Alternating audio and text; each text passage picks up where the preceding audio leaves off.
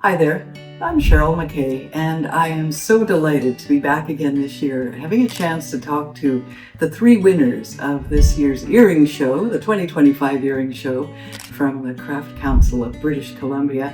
You're going to meet three amazing and really diverse artists, some interesting inspirations and materials and creations that they've come up with. I hope you enjoy.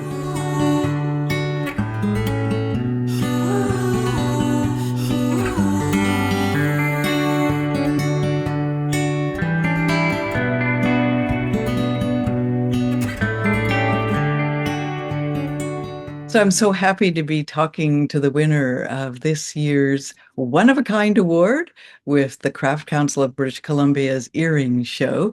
And Maureen Bordy is joining me from Quebec. Maureen, good hello. Hello. I was going to say good How are afternoon. you? It's probably evening where you are, right? Yeah, we can talk about evening. It's almost 6 p.m. So yeah. Congratulations on winning this award. Hey, thank you. Thank you so much. What's it mean to you to win? Um it's more than to win, it's just to win in Vancouver. I've been living in the West for a year and a half. And yeah, I still have those lovely memories from the West, living on Vancouver Island and visiting the center and south of BC too. So it just I wanted to go there for the opening so bad. But yeah, I just started a new job and it was just my time machine wasn't working. So I'm going to hold up one of these wonderful earrings that are the ones that you submitted. And I don't know if I can, they're yeah, actually two parts. So beautiful. I love the sound it makes too when it clicks back down. Okay. ouais. Yeah. Tell us about this beautiful design. It has, to me, it looks futuristic and also classical too. There's two things happening there. Oh, thank you so much. It's exactly what I want to evoke when I work with jewelry, and especially like statement earrings like those. And yeah, obviously these are accessories, and but more in a way that not really like super like religious and rigid a look, more like yeah, it evokes domes, nurturing breast, and yeah, mystery in a way too, because you can like you just opened them, so yeah, you can hide things like metaphorically or just in real, but yeah. Tell us about tell us about working on this design, how this started for you, Maureen. It started like maybe some years ago, because it's actually like the third design from this piece that I make. And it's like the finest in the way that before that they were like huge and with like thicker chains and heavier. And every time like people they wanted to buy them from me, and every time like, oh my god, this is way too heavy. So the old ones somehow, like to call them the old ones, not that old, but the older ones, I kept them for me, and I wear them time to time. And even me, like I'm used to wear like super heavy, not really today, but super heavy earrings. And even for me, like the end of the evening, I'm like, okay, I'm just gonna take them off. So I was super happy to come up with this design because it was much lighter and it's totally wearable. I mean, for people who like statement earrings and earrings that, yeah, it's more like presentable in a way. And how are they constructed? How do you make these? I use the what's the word in English?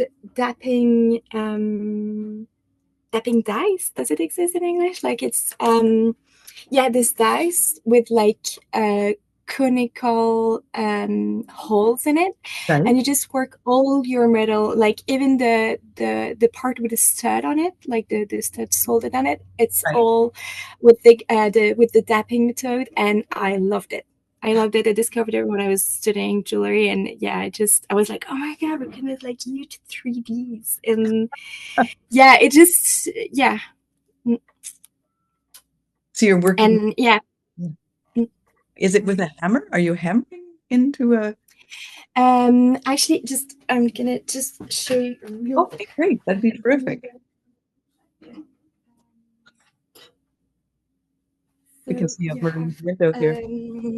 yeah, you have the tapping dice like this, Oh, yes. and Okay. actually you have those, and it just fits in there. And Ah, just by tapping them, you just basically curve the metal, and eventually you have like the perfect size, and the top and the bottom of the incensory just fits perfectly.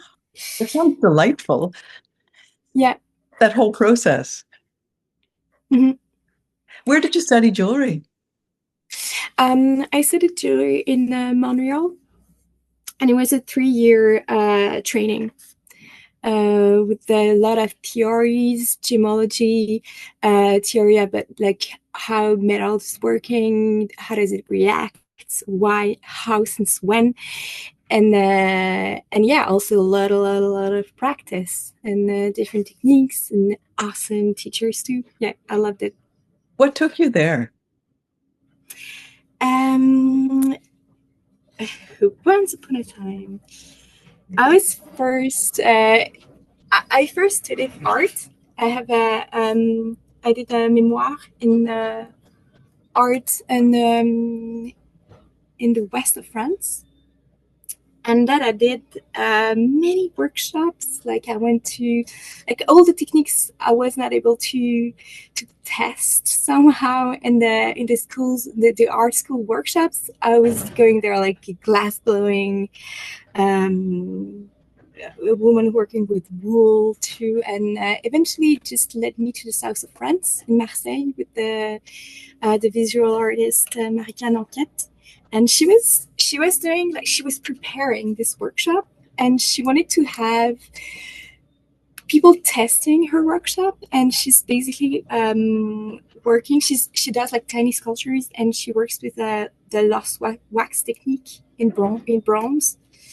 Yeah, and I just was the fake apprentice for her for the training, and I was just okay. This is tiny sculpture, so jewelry is tiny sculpture, so I can make like whatever I want. It just like opened the door that never closed then, and it just yeah, and yeah, maybe some years ago, eventually I went to the jewelry yeah, the jewelry school in Montreal. But That, I was not really sedentary, so it took years for me to go back to school, but eventually I did. it's so interesting, like you say, that experience in the south of France and just working with that metal and it, boom. Yeah.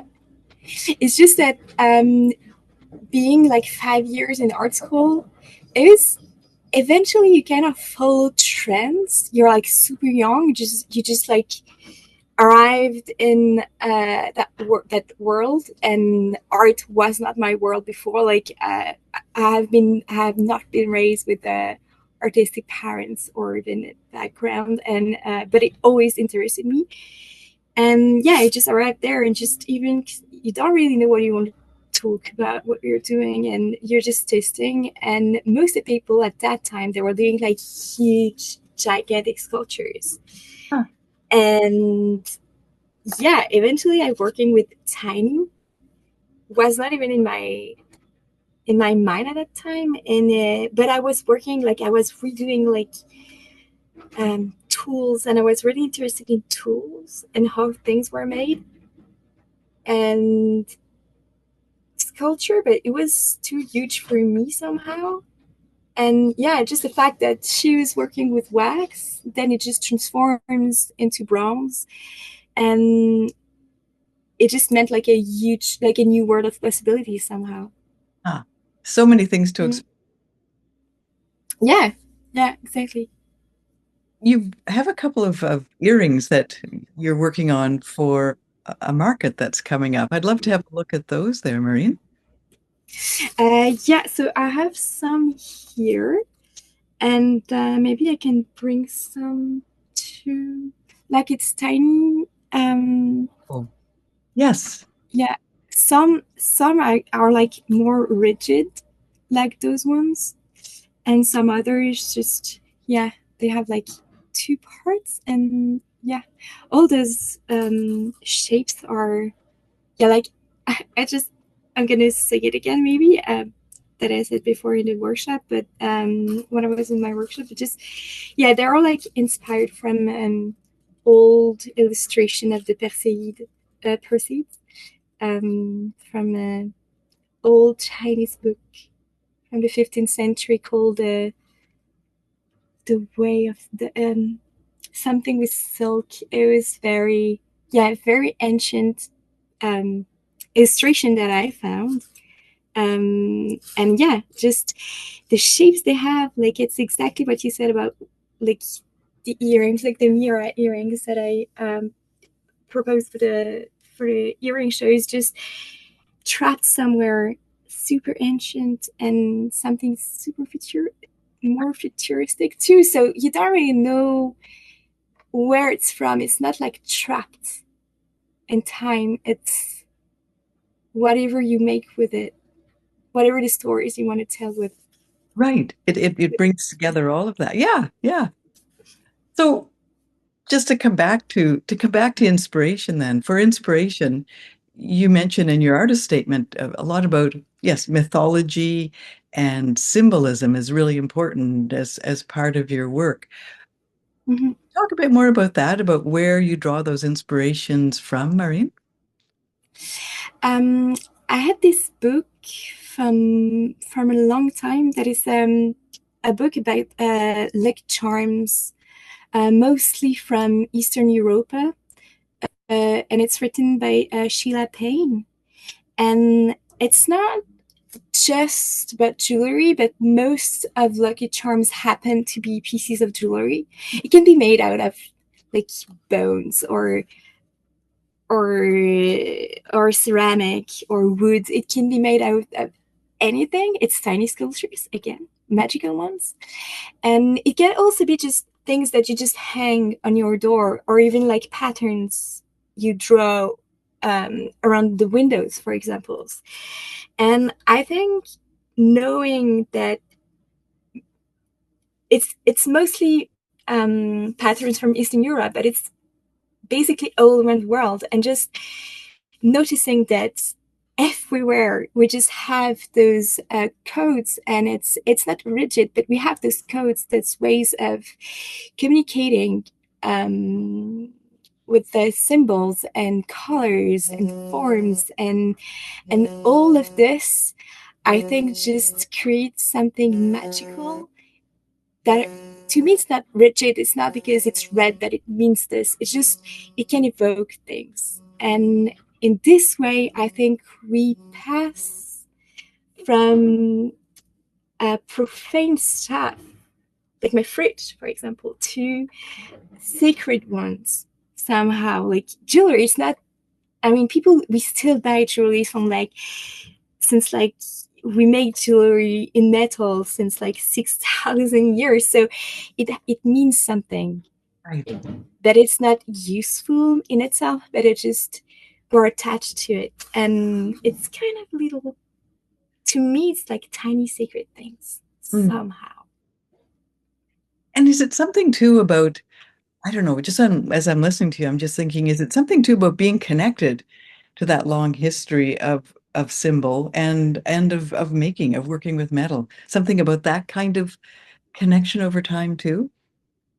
Yeah, and it's what I loved with learning about like learning to make jewelry also, like it's just passing on sacred techniques. It's like it's just maybe the only things that can that yeah just we're not animals, we're just we have this capacity of passing on techniques Mm. from thousands and years of years, and this is magical to me too somehow, and we still make like new designs somehow, and we can revisit because we have those images from the past and those yeah, old jewelries that still exist because it's out of metal, so it just did not decompose underground. We can see them. That is just absolutely crazy.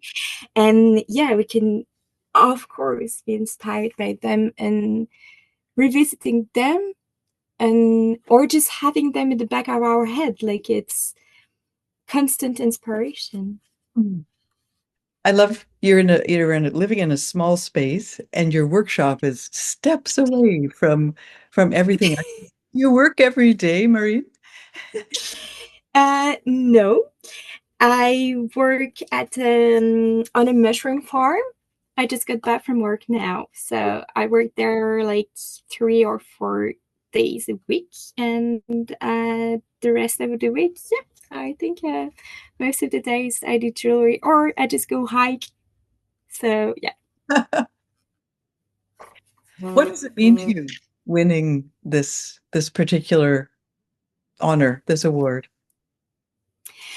Um, it's kind of, yeah, it just, yeah, like I said before, yeah, just reminding me the time where I was in Vancouver, and just I'm kind of emotional about the west side of Canada too, because I've been living there for something like a year and a half, and on Vancouver Island, visiting Vancouver, working in yeah, center BC, South BC, and southern BC, and just yeah, just I have like almost just good memories about people I met there, and yeah, it's just I traveled in California many times when I was younger too, and I can, yeah, you know, the BC vibe, like BC vibe, West Coast vibe they people have, and just yeah, just being surrounded by this, just winning this award just brings me back there somehow. Like I would have loved to go there, but yeah, just starting a new job and all, but just yeah, maybe next time. I don't know. I'll go visit I'll go visit the center for sure. Well, And congratulations. yeah, thank you so much.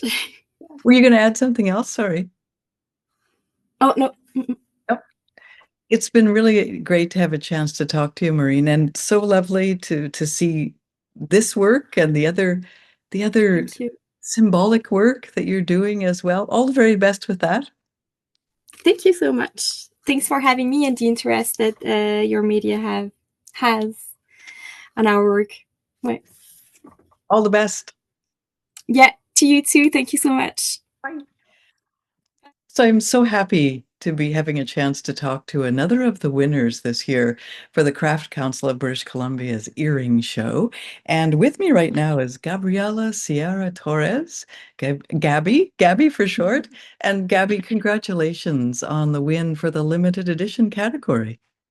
I thank you so much. Thank you, thank you. I was so excited to receive the email. Yeah, thank you. I know that the actual piece that really is quite colorful isn't in the show anymore. It's been sold and gone away. But I'm Yeah, looking I at saw your that. glass. Yeah, that's good news. I'm looking at your glasses and I'm seeing that color is a really important part of what it is you do. Can you talk a bit about your love of color?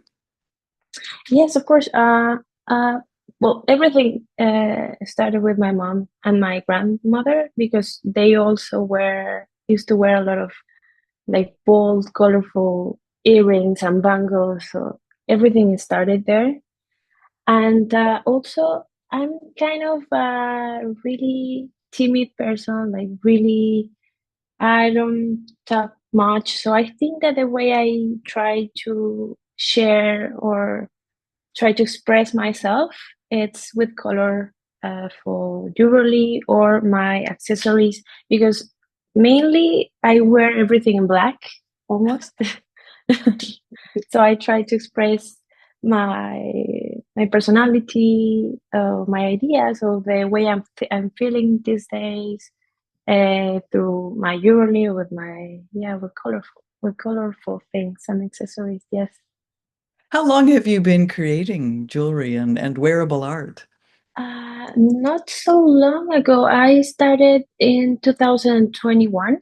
I think everything started during COVID. I think that a lot of creative people started their brands during COVID or after COVID, because before that I had a corporate job. I'm an industrial designer, just just to clarify. And I had a corporate job, and then with COVID, I realized that I wasn't doing what I loved. So I just started my brand. Yeah, basically. That's quite a leap. Yeah, yeah, yeah, yeah, yeah, yeah, yeah. It took me a lot of years, because actually my first approach to jewelry it was when I finished university. Mhm. I took a course, like an intensive jewelry making course at Alchemia in Florence, Italy, and Which just for sounds 4 months. delightful, I gotta say. Sorry? That sounds delightful, I have to say. Yeah, I think it was one of the best experience I ever have, and the time I was there, it was amazing. The teachers were also a lot of. I learned a lot of from them, and also there's many people around the world that you can connect Hmm. and learn from them. So yeah, and then I finished the courses for 4 months. I came back to Mexico, but I didn't start my brand because I was afraid. I don't know. I wasn't too brave at the time to start my brand. So I started working in in a company that designed urban furniture. Hmm. So I was the designer there, and then I specialized in packaging management. So I took different approaches to design. Um, and finally, with COVID, I think that it was kind of a epiphany when I was at the office by myself, because it was COVID and it was kind of just you, and maybe tomorrow your partner will go to the office, and I was sitting there and I just realized that I wasn't meant to be there. So yeah, I start my my workshop at home. So I quit and I start everything there in 2021. Yeah. Wow. And did you have the nerves again? You were saying when you came back from Florence, you were feeling like, oh, I can't do this. But Yeah. but I don't know, it sounds like something really shifted. Yeah, yeah. I think also because I was older. It was 7 years after Florence, so or eight, I don't know, but it was quite like a lot of years after that. I was older, and also I saved money, so I wasn't going to ask for my father or brothers to help me to start something. I think that it was something that I wanted to create by myself, you know. Yeah. So yeah. Gabby, had you always been, even when you were working at the corporate job and doing a different kind of design for furniture and then for packaging, were you always on the side kind of thinking about jewelry design and keeping notebooks and Yeah. ideas? Yeah. Yeah, totally. Actually, I have another brand, like a side project, but with polymer clay, because at the time, because I was working like 8 hours, 5 days a week. So polymer clay was my first approach to be creative during the weekends, and just starting making shapes and just I don't know, trying to see what can I do with my hands, and express with color, also with different shapes, like scale and like big things, colorful things, and bold, So that was how you were kind of keeping that idea alive at the same time as you were working. Yeah, yeah, yeah, I'm going to hold up one of your pieces that's still here. As I mentioned, yeah, one of the really colorful ones has gone. But this is an example, I think, of the combination of work that you're doing where you have the clear, the sort of really ephemeral, floaty, and then the very solid, beautiful line of yeah. the silver here. What is it about working with those two ideas that you really love? Well, first of all, I've loved to work with silver. I think it's really versatile. and also with glass. Most of my jewelry are made with glass. Okay. So because I really like the transparency and the contrast between the silver and the glass, and also the light. I don't know. I really like the contrast of this the silver and the material of glass, because I know that there is a lot of glass jewelry, but for me, like creating that particular pair of earrings and the other one that already sold, that it was Gleam, it Right. was trying to make a simple material like glass and elevate it in a certain way, kind of a like fine jewelry, but It's a jewel- without pretending to be a gemstone, like a really like a diamond or whatever. Just want to make a simple material, just bring it to life. yeah, to really just set it, right? Set it in that Yeah, kind of a, here, look at this beautiful thing. yeah. Yeah. And also you can see the shapes. Uh, I got a lot of shapes. I was talking about my background of urban furniture Yes. design. So I think that there's still things like, if you can see the like benches or uh, light poles outside, everything that's outside in the street. I used to design that. So I think that some of my pieces, they still have some of that architectural, um, I don't know, vibes. Yeah. Well, this has the curves and the curves that Yeah, echo here in the yeah, silver and then in the glass. And some of your yeah, other pieces I've seen online, that was just my pen, not your earring. yeah, Don't crash.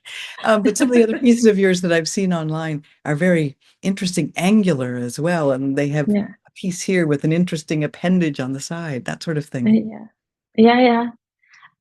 I actually I started different, a little bit different at the beginning. I started with just playing with the gemstones, the really colorful gemstones, and already have.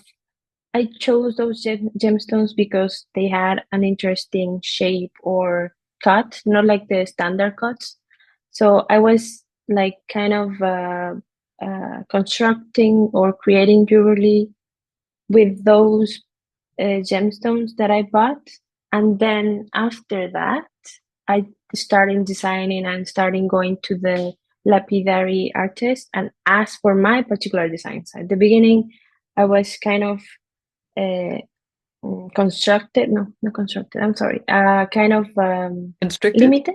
Yeah, Yeah, yeah. constructed, limited, but the gemstones that I already bought and the shapes they had, and then after that I just started designing and sketching, and then I decided which shapes should be together with colors, like the Gleam, the one that won.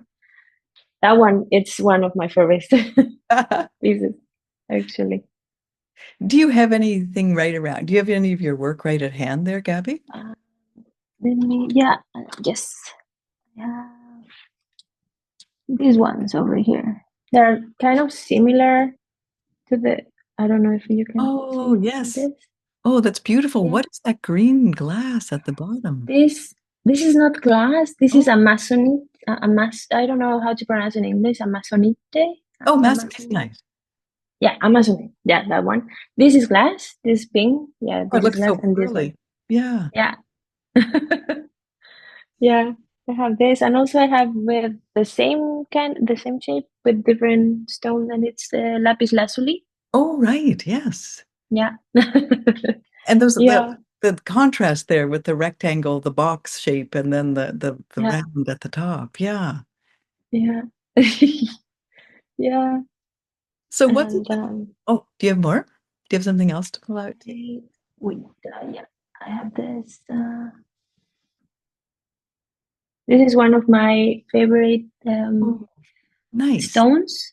This What is is cotton candy agate. This is originally from Mexico, actually. And I love this gemstone because it reminds me the sakura, the cherry blossom trees Yes. from Yeah. Japan. Yeah. Just I really like the pinky pastel color. Yeah. What is it like when you're going to visit somebody like one of the people who does the stones for you? And it must be so hard to choose, is it? Oh yeah, yeah. It's really hard not to say no and stop just to think about it, and because I have a lot of stones at home in Mexico and also in here that it's kind of an obsession. My husband is like, no, you need to stop, think about it. Like, you need to remind yourself that you already have designs. And yes, you love stones, but you need to say no because I cannot do like all like so much designs, and I need to restrict myself and just think clearly. And yeah, because it's a business, like I cannot spend the All the amount of money. money in gemstones. Yeah, imagine.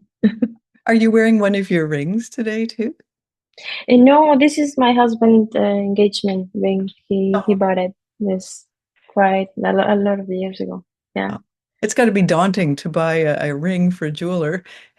yeah, yeah. I think so. He was really nervous. I bet. Yeah, yeah, yeah. So, how is the business going? What's it like doing this now? Like really going for your dream? It's been amazing. Just this particular year because I have been living in Montreal for almost 2 years. So it was a little bit of a change and adaptation kind of for me When you moved because from Mexico.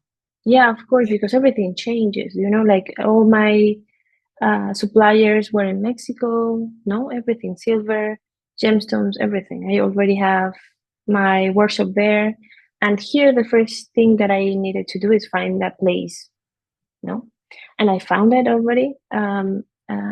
And the suppliers, I try to bring things from Mexico, but also here I have created a beautiful community. I'm renting a bench or space in the Montreal Academy of Metal Arts here in Montreal, and they're amazing. The community there is so supportive, and also like I'm telling you, as a immigrant and as a newcomer here in Canada, so it's been amazing.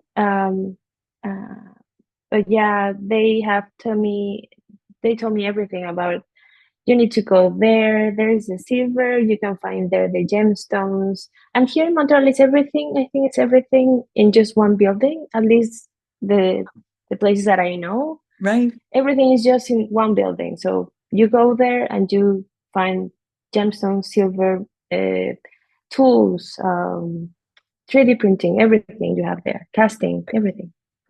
Are there different stones that you've found here that you weren't seeing in Mexico? Mm, no, I think well, I can here I can find, but I know it's not that I can find because I don't work with precious stones. But here there's more uh, like uh, cuts. The standard cuts are more precise, Hmm. I think, because for example, the lapidary that I have in Mexico, they were lapidaries for a long, long time, but I think that they don't have the precision like for fine jewelry. Hmm. So here you can go there to that building to the suppliers, and they have just amazing the gemstones.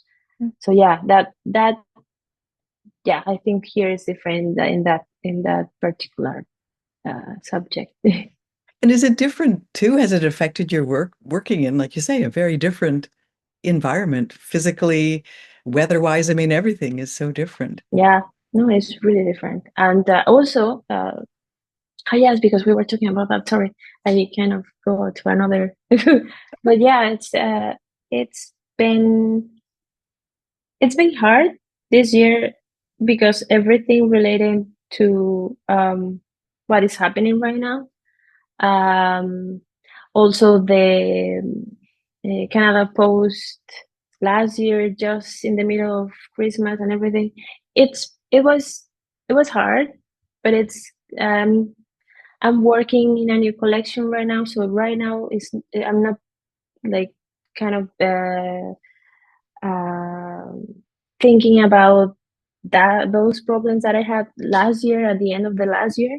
So now I'm more concentrating in just designing the new collection. What I need to learn from my mistakes last year and the previous year. Right. So yeah, basically, I need what I need to learn, and I'm trying to be is more organized in relating everything about budget, the money, where it goes, because I wasted a lot of money in material that I'm not using, or gemstones also. So I Right. need to be smart. Yeah, so I'm just more focused on that right now. All But that yeah, learning curve it's of business, been, right? Yeah. yeah, Yeah. it's I'm not that adapting at this point.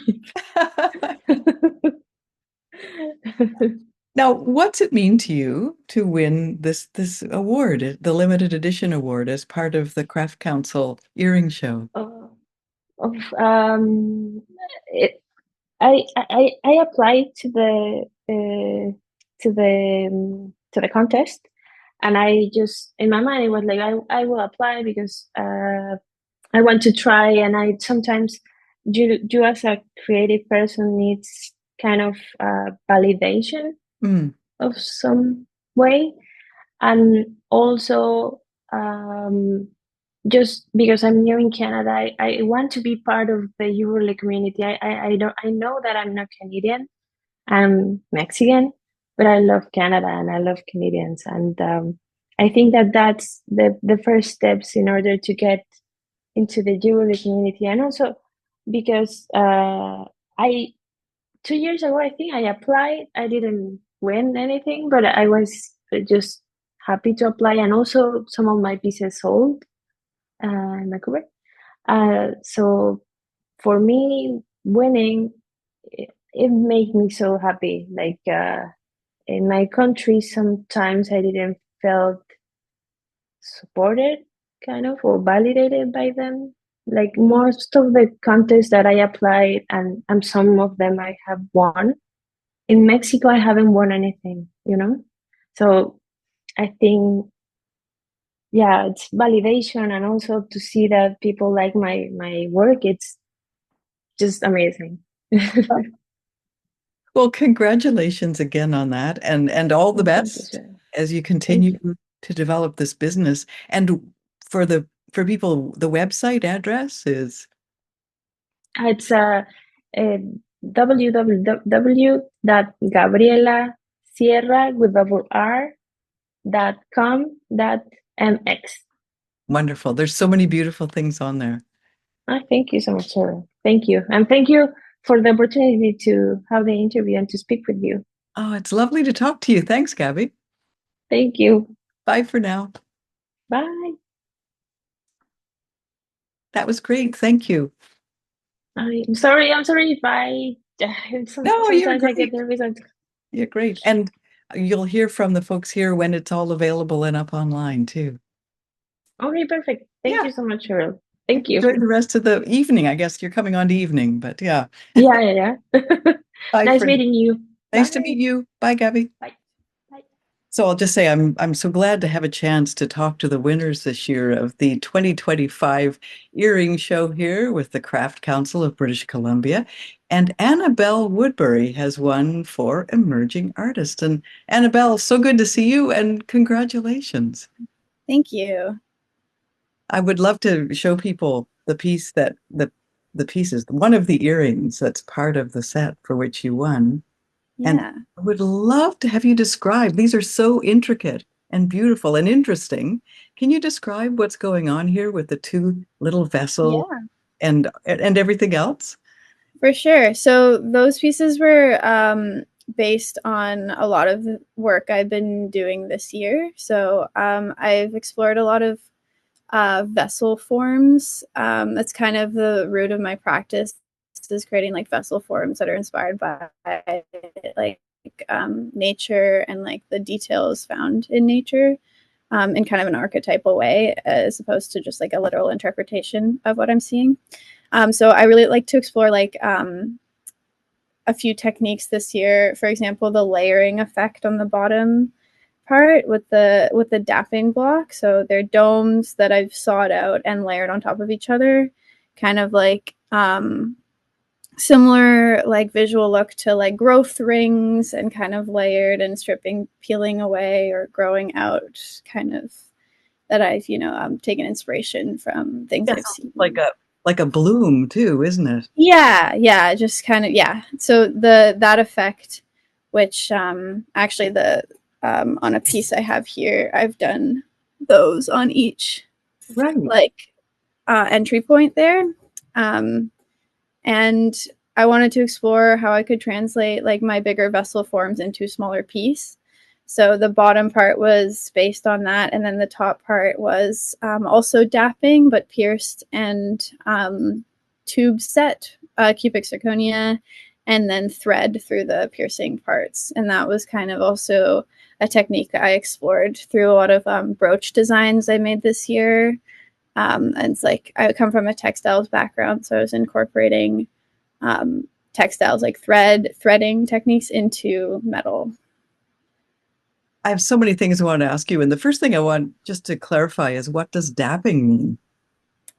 So it's a thing called a dapping set. So it's the steel block we get with these domes, and then the punch set, which is like balls, and you hammer it into the cube with the domes inside, and then it creates these little, and you need to cut out or pierce or cut out like circles so that they can go in there. And then I just made a bunch of those at different sizes and layered them on top of each other and soldered it all together.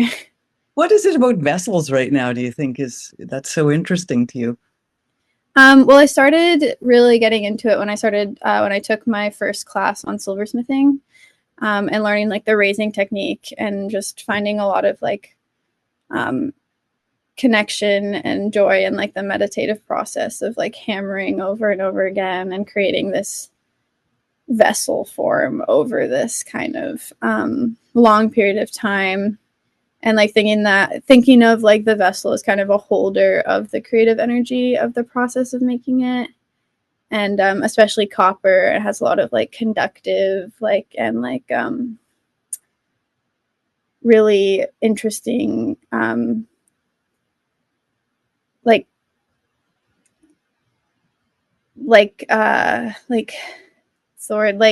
just factors about it that are I find spiritually and also like materially significant. And so I really am drawn to copper as a material in creating the vessel.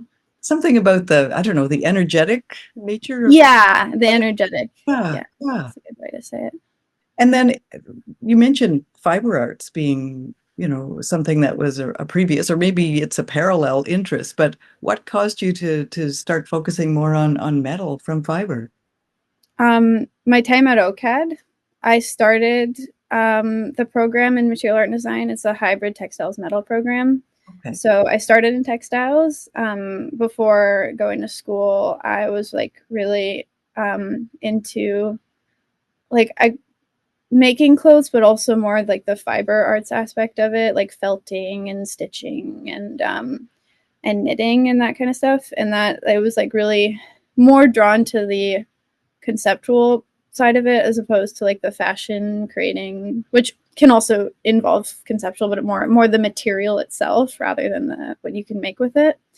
And then taking my first metal class, I found like something about what I was interested in textiles, like the interest in the material itself I was really able to explore that way more through metal because the material is so hands-on, and it is more about, I think, how the material can be translated as opposed to,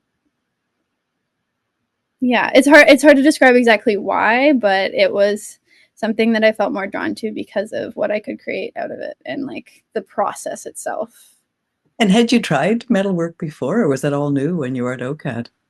I mean, like finding like trash and converting it into like old rusty wires, or like, and that more and more experimental stuff as opposed to like actual like metal smithing itself. That was my first experience in like the kind of professional environment of it, which was inspiring. How far back does your interest in creating whether it's with material like textile material, fiber, or with metal, found metal. How far back does that go? Very far back. Both my parents are like from an artist's background. My mom's a textiles artist.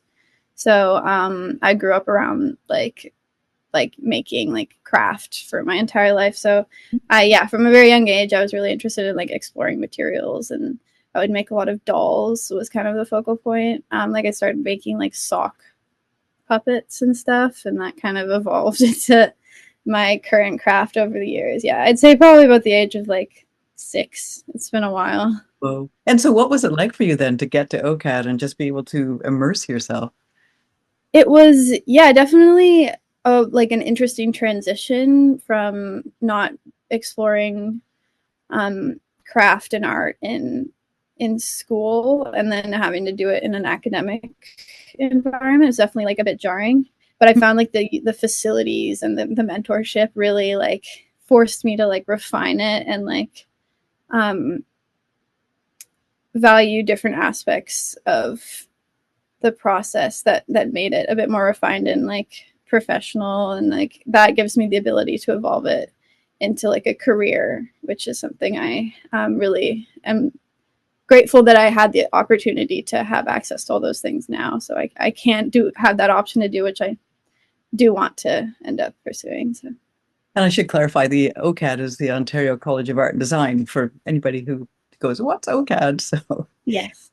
when you talked about, the idea of the academic approach and about ideas, I guess, developing ideas, and I'd love you to talk a bit about some of the thoughts behind this. The word niche comes up with these ones, Annabelle. Can you talk a little bit about what that meant to you in context of working with this piece? Yeah. So I think kind of these earrings were byproducts of pieces that I had really explored over the past like 4 years, like this evolution of exploring vessel forms and exploring all the techniques that I can now call my own, and exploring how like my identity comes into the metal world and how I can like come across how I portray my art and myself and how those two things come together. I think these earrings, since they are inspired by my other work as opposed to created first, I think they're kind of more of an homage to like the designs that I've found my kind of niche in. And I feel like these two, the nylon thread whole top part and the layered domed bottom, I feel are are both designs that I have really coined for like my own artistic like visual cue, like expression. And I think they, yeah, kind of also, given the fact that they were made at the end of my time at OCAD, are kind of exemplary of the culmination of all my niche interests and what I've grown to become. How's it feel to be finished? Good. Really good. I feel finally like kind of ready to enter the like real world and explore my practice independently, which is something I've never really been able to do. It's exciting, a bit intimidating, but also very exciting. Can you show us that piece again, that one of the pieces in your grad show? So this was part of my grad show. It was the third vessel of the 3-part series. It is, based on kind of an archetypal form of like nature. I use symbolism, like personal symbolism, as simple kind of circle line drawings to represent each phase, and each phase was also represented by a certain vessel to kind of emanate a life cycle. And this was the third phase of that. I don't know how well it's going to translate through the computer. I want to touch it, I tell you that. Yeah, it's also up on my Instagram and my website too, which is good. Like good images. But yeah, this is the. So when I look at that, I see branches. I see sort of branching out. Is that kind of? Yeah, it's each piece was actually connected like by these. So they were on 3 plinths together, connected by like one of these in like this kind of like symbol. So it would, if you imagine, and then they would all be connecting by this symbol in between the tendrils. This whole network of, Yeah, kind of like a connection point in each. So the tendrils were. And is that copper coming out? It is all copper. Yeah, the whole piece is copper. Well, thank you so much for this time, Annabelle. It's really nice to have a chance to talk to you. Yeah, thank you.